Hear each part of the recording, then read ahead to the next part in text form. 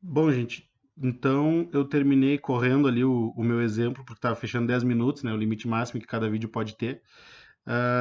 Mas, então, só para concluir o último vídeo, a responsabilidade ela pode ser objetiva, sempre que a atividade do empregador colocar o empregado em risco maior do que normalmente ele estaria exposto, né, em eventualmente outra atividade, enfim. E e esse é um caso de responsabilidade objetiva. Mesmo quando a responsabilidade é subjetiva, como eu falei para vocês no último, e dei um último exemplo agora no final do vídeo passado, mas mesmo quando a responsabilidade é subjetiva, muitas vezes ela é presumida.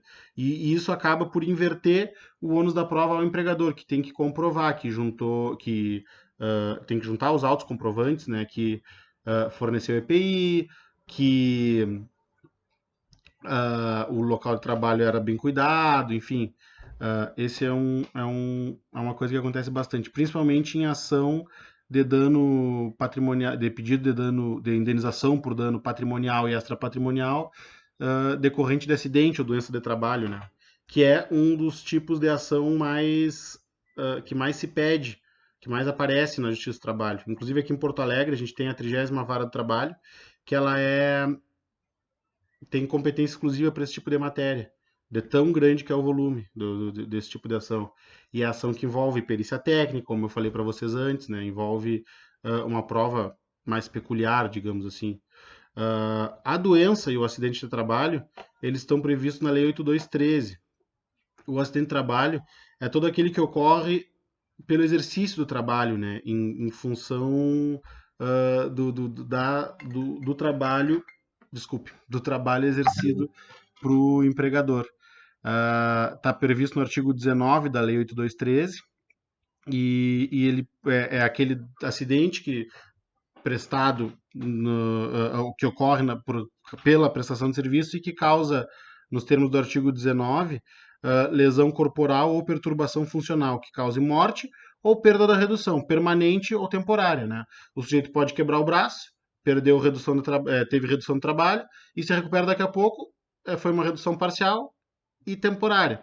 Ele pode ficar paraplégico por causa de um acidente, e aí teve uma redução provavelmente total, dependendo da atividade que ele exerce, né? Mas certamente total ou quase total, e definitiva, porque geralmente o pessoal não volta, né? Não é uma ação, um problema de saúde que tenha reversão.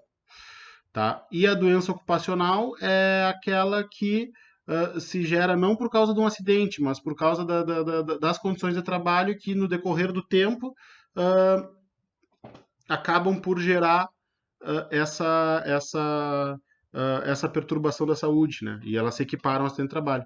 Então tem muitas ações que pedem dano extrapatrimonial por isso, porque o sujeito teve perda da integridade, teve atingida sua integridade física, né? Eventualmente sua integridade psicológica, questão de autoestima, autoconsideração, né?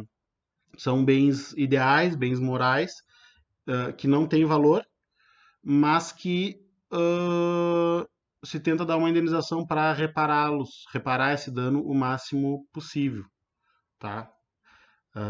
Então, nessas ações, muitas vezes o empregador tem que comprovar o, o, a sua ausência de culpa. Acontece muito, como nesse exemplo que eu dei para vocês do elevador. E às vezes, inclusive, pode ser muito difícil, né?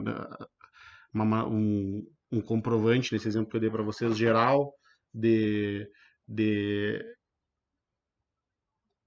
de cuidado com o elevador, né?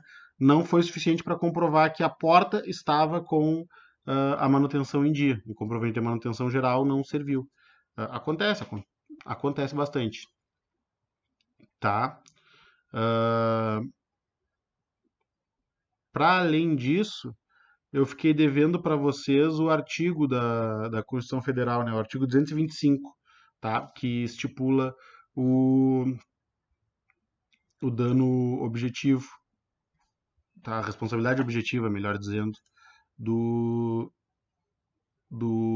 de quem causa dano ao meio ambiente, certo? Eu acho que eu vou encerrar esse vídeo com 5 minutos para entrar no próximo assunto já no próximo vídeo, tá? Para tentar manter mais ou menos uma organização.